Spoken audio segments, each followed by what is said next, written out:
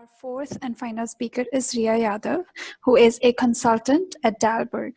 She'll talk about a recent study conducted by Dalberg to understand the prevalence and drivers of the mental well-being of development sector professionals. Over to you, Rhea. Great. Thanks, Mamta. Can you hear me okay? Yes, we can. Awesome. Great. Thanks a lot to all the speakers before me and to both Mamta and Mansi for giving us this platform to talk about this. Before I dive into this, I think just want to set the context as to what I'm going to share with you today. This webinar to all the participants is about mental well-being at the workplace. And if I circle back to what Anand said at the start, especially for professionals in the development sector, is this stereotypical assumption that, care for the caregivers is usually the last priority, mainly because they're supposed to have a self-sacrificing attitude and they have more pressing, stressful things to take care of. And this is an attitude or perception that's been there for really long and definitely exists in this day and age as well. What we wanted to study was, simply put, is this true? Is the perception that people in the development sector suffering from worse mental health than those outside of it? And to do this, we decided to just conduct an online study based on a few questions, and some of the interesting findings are something I'm going to share with you today. So if we can move to the next slide.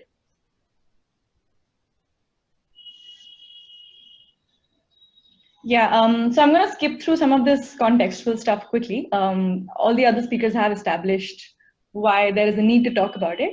But the only thing I'd highlight here is that oftentimes when people think about mental well-being, the aspect that comes to their mind is about the social aspect, which is that, people suffer, there's a feeling of hopelessness, etc. One angle which not a lot of people realize is that there's also very clear and acute economic loss or economic burden that poor mental well-being brings out. If we can move to the next slide. And that economic burden essentially becomes sort of the hook when you're trying to convince people about why it matters in the development sector. Because to say that, sure, people in the development sector have this sense of caring for those more unfortunate than them. But given how the space is designed in India as well, there's billions of dollars of money that is being put into this sector from large foundations, private companies, etc. And in their mind, to them, if you kind of talk about the impact return per dollar for the professionals, I think it becomes something that really catches their ears and makes them pay more attention quickly. And that's the reality that we've also seen, is when you make it about economics, you tend to gain a lot more attention and make people take this issue more seriously. Next slide. And yeah, so quickly talking about what the study was. So phase one was essentially a simple online survey. We tried our best to create the survey with the help of experts, both mental well-being experts and also specialized survey research experts, to make sure that we're getting rid of as much bias in the survey as possible and trying to keep it as neutral and keeping in mind all the right principles of an online survey. And even apart from the survey, we also had a phase two wherein we actually did face-to-face or in-person interviews with some of the respondents from the survey to get a qualitative sense as to some of the trends that we were seeing from the survey. The qualitative insight is not a part of what I'll be sharing today, so I'm just going to stick to the data and the findings from that. Next slide. Okay, so here is where the interesting insight begins. So what we saw most starkly that came out was that at least a quarter of people in the development sector are actually considering changing their sector of work, while nearly half at least want to change their current job. And this number is by no means a small share, and it essentially indicates towards a feeling of dissatisfaction at the very least.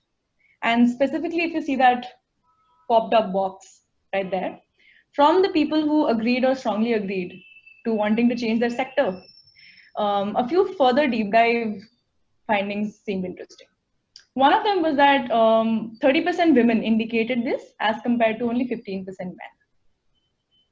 67% respondents also felt an increasing indifference towards creating change at a more overall level. So not only did they say they wanted to change their sector, but I think there was an increasing sense of indifference and feeling of, are you making an impact in this world? Are you having any change or effect based on the work that you're putting in?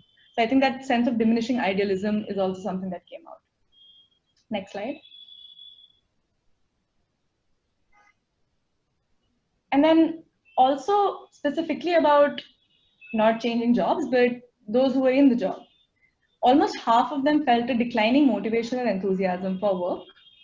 And if we further deep dive into this, we collected a lot of demographic data from this survey, and two interesting trends that came out have been put on this slide.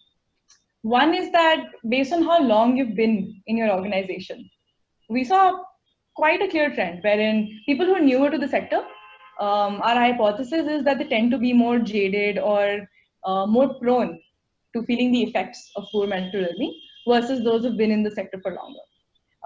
We don't have the direct reasons as to why this is, but some of the hypotheses that we have is that I think the longer you stay in the sector, maybe your resilience towards some of the things that might affect somebody who's new in the sector might vary.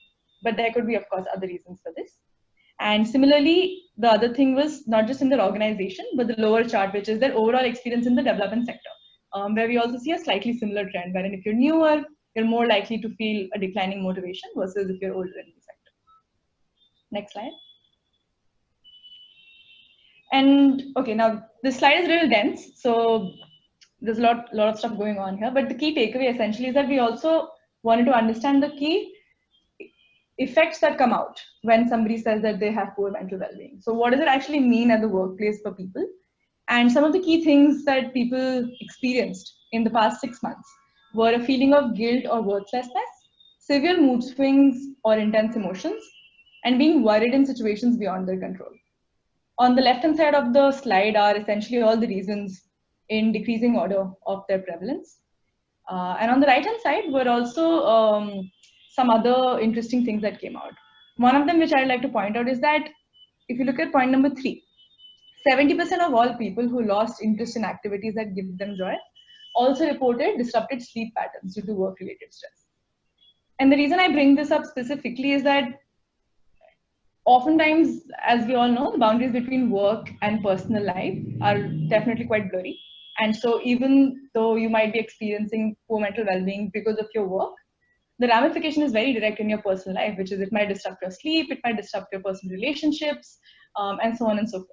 So the boundaries are definitely blurred, more so in the case of poor mental well-being. Next slide. And then we also wanted to understand that what did people think were the reasons why they felt all these things. You know, if you're feeling disassociated or hopeless, what are the reasons that are contributing to this? And by quite a large margin, I think one of the biggest contributors that came out was an inability to disassociate from work. And what that means is essentially if you're engaged in a work which is quite all-consuming, it becomes a little hard to switch off or detach once you head home.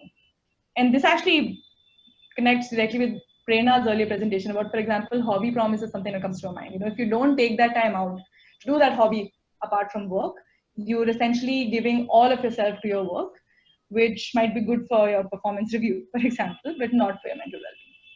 And two other things that also came out as strong contributors was a feeling of loneliness and lack of connections and unsatisfactory monetary compensation.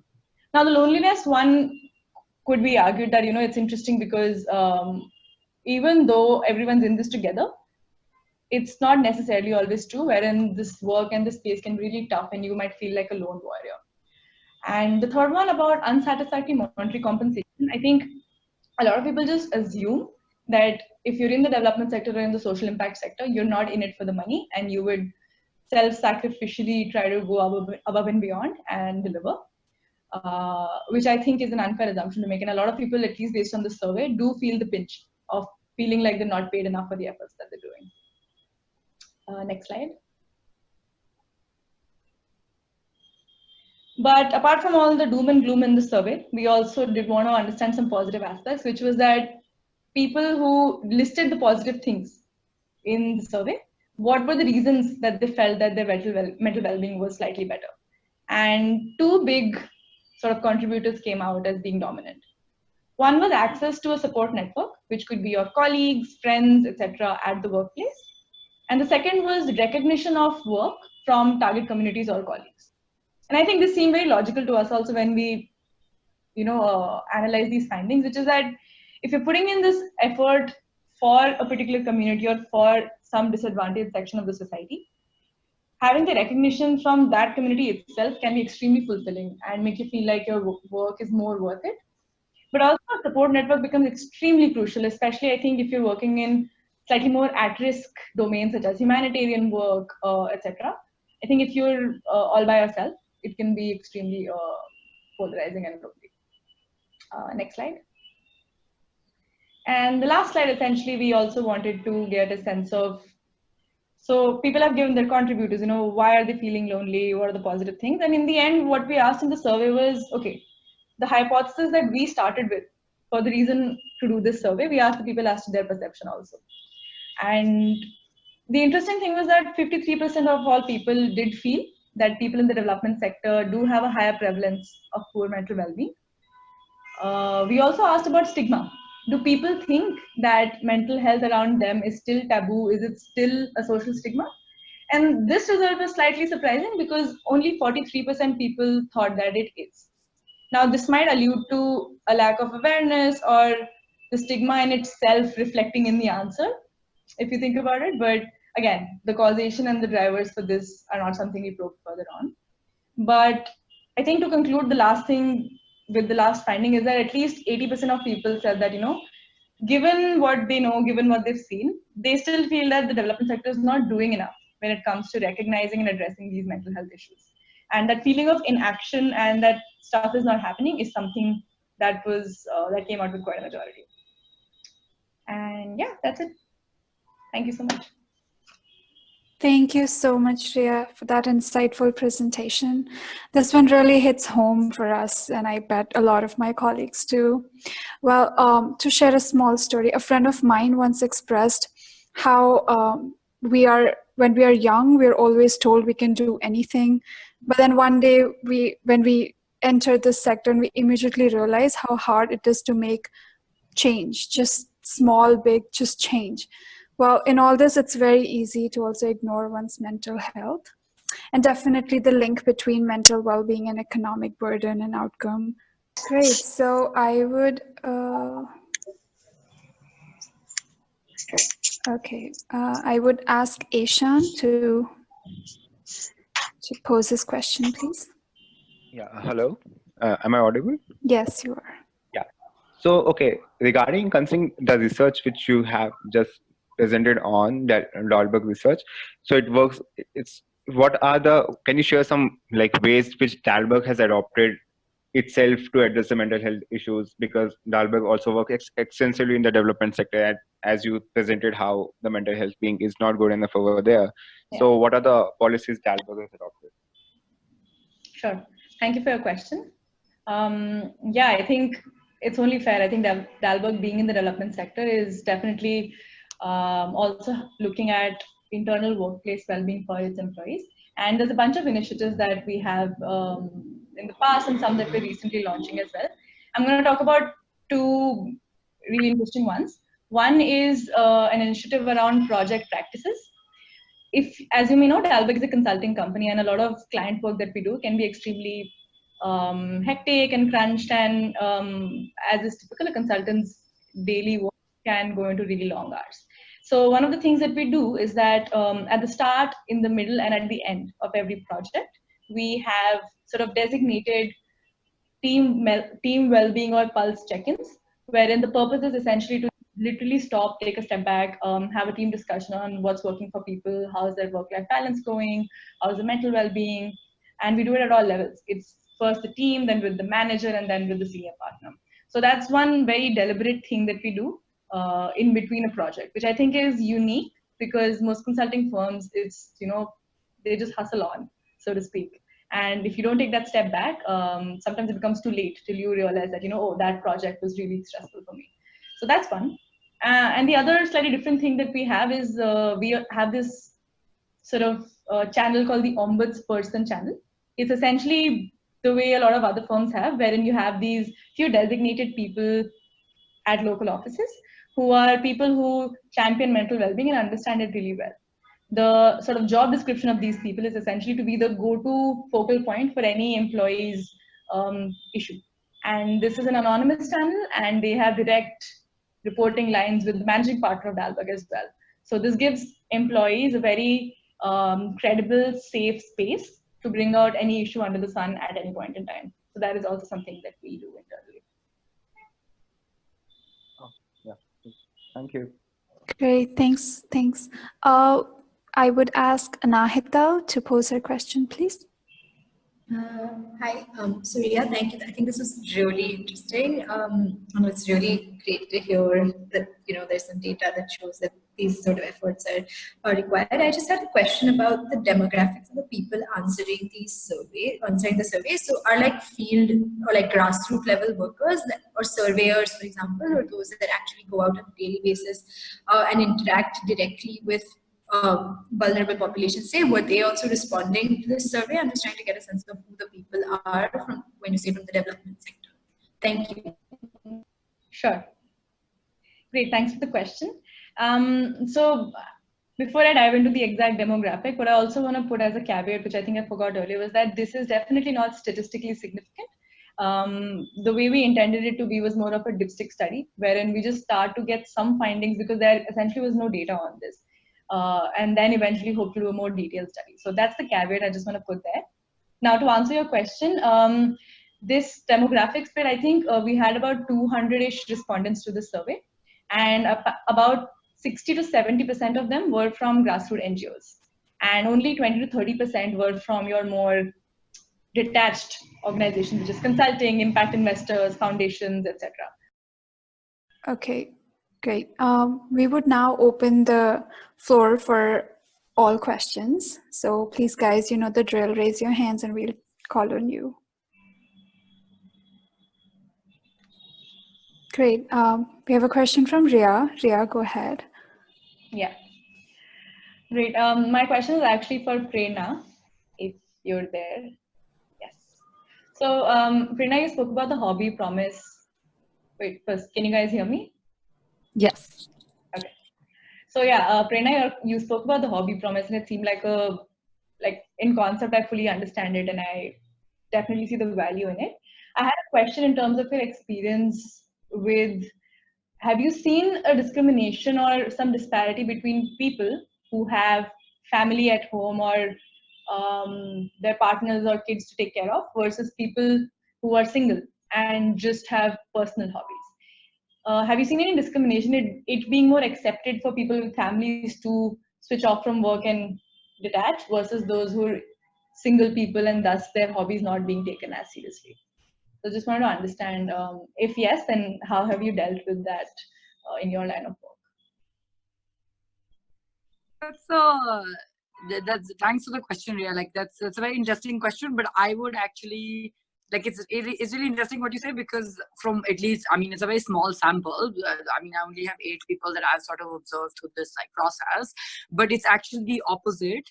Because, for example, staff members who are single and actually have their own time to themselves outside of work actually are in a capacity to, let's say, pursue a hobby more seriously. So whether that means I don't know, writing in their journal or going to the gym or whatever, the one that I mentioned on writing poetry. The problem is actually with staff members who have family and are with support systems, because I mean, unfortunately, their caretaking or their caregiver role doesn't really end at work. It's also something that they take back at home, and they're supposed to take care of other people, whatever, their parents or their children that are there at home. So actually, it's interesting because it's the other way around that we've seen it play out. Mm-hmm. Okay. Great, thanks. Was there a follow-up question? No, there wasn't. No, that was. I'm good. Okay, cool. Great. Sorry. No. I was just asking if someone has any more questions. Yeah, Nirupama is raising her hand. Yeah. Hello. Yeah. Hi, Mansi. So it was my question on Twitter. If there is anybody else here who could answer, it's related to the buddy system, or do you think only Andy will be able to answer? We do plan to connect or share the email IDs of the speakers with all the participants so they can directly post them questions. Unfortunately, she had to leave for a buddy system meeting. So, right. Okay. yeah. I understand. Yeah, but you can Yeah. still let us know your question just in case. Okay, yeah. So it was about, she mentioned that the kind of support that the buddies provide is based on CBT, cognitive behavioral therapy. Mhm. So that was really interesting because it is something that requires expertise, and it is very, very effective. But because it requires expertise is why it's not easily accessible to a lot of people. So if it can be done at a sort of a dissipated level by training individuals who are not professionals to still use the similar practices to help people tackle with mental health disorders, then it'll be great. So I was really interested in understanding how it was done, how were these people trained, and yeah. So, Yeah. Thank you so I much. haven't worked on the buddy system, but I've worked on other projects where CBT theory has been used to train lay health workers. okay. So obviously you should still ask Andy your question, but Okay. I also definitely know of other studies where, and definitely very effective large-scale interventions in the Indian context where at least behavioral therapy, maybe not specific cognitive behavioral therapy, right? There's a range of behavioral therapies that can be used for mood disorder and anxiety disorder that have been deployed in a range of contexts that are very successful for helping to, to task shift away from medical professionals. So I'm happy to also provide some literature on that. This is Jacqueline speaking. That's helpful to anyone, to learn more about that. Yeah, that's really great to hear. Thank you very much. And I think our Good Business Lab colleagues can also maybe answer if anyone has answer to Nirupama's question. But I also know that the Buddy System team had been in constant touch with consultants in this space, with professionals from WHO, etc., who've kind of mentored and helped to create an adapt version of this CBT training to be disbursed to senior buddies. So we can definitely get you connected with Andy so she can share more resources. Mamta, were you also answering this question? Yeah, I just wanted to say that yes, we agree that you need some very professional training, but that was our vision of creating that social capital and that human capital in the factories itself. So you sort of get buddies, the senior buddies, which will be the same women who have perhaps migrated way back in time and have gone through that period and are now well acclimatized to the new environment. Yeah. They can be trained in the CBT and in it, like an adapted version, and then they can train these new migrants in the same. Yeah. Thank you very much for all. That was a great question, Nirupama. Thanks for that. Thank you. I'm very happy to say that we are on time and we are done with all speakers. And I think between, buddy system in a garment factory in Karnataka to the humanitarian response sector in Libya, to then alcohol dependency in parts in Goa, and then, the health of development sector professionals like some of us on the webinar today, we've really covered a vast territory. I hope, if at all, it's helped our mental health and not made us not brought in stress. We do want to share that one of our initiatives behind organizing this webinar was also to kind of normalize this topic. I know different speakers spoke to how stigmatized this issue is, and maybe in all of this somewhere all of us are confused how to feel about it. So we wanted through this webinar and these open discussions that we understand and learn the right way to feel about these things. This has been a great discussion on behalf of Mamta and myself and the entire GBL team. I'd really like to thank everyone for participating and engaging. It's been a pleasure. We do want to stay in touch and get all the speakers connected to the participants. So for those of you who didn't register through our Google form, if you can please share your email ID on the chat box, it would be super helpful.